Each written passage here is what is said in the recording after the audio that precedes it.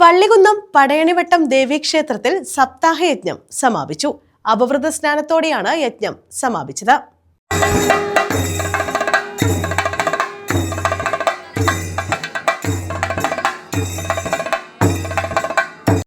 December 22 മുതൽ വള്ളികുന്നം പടയണിവട്ടം ദേവീക്ഷേത്രത്തിൽ നടന്നുവന്ന സപ്താഹയജ്ഞത്തിനാണ് സമാപനമായത്.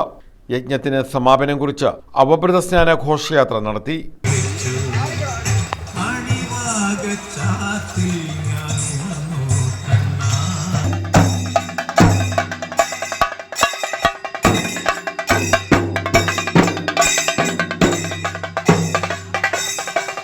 താലപ്പൊലി, വാദ്യമേളങ്ങൾ എന്നിവയുടെ അകമ്പടിയോടെ ക്ഷേത്രത്തിൽ നിന്നും ആരംഭിച്ച ഘോഷയാത്ര ആറാട്ടുകുളത്തിൽ സ്നാനം നടത്തി.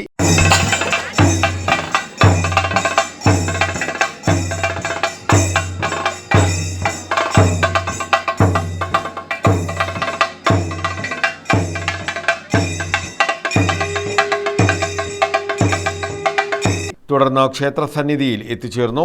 ഘോഷയാത്ര തിരികെ എത്തിയ ശേഷം യജ്ഞശാലയിൽ അനുഗ്രഹ പ്രഭാഷണം, ദീപാരാധന, ഭജന, ദീപസമർപ്പണം എന്നിവയും നടന്നു.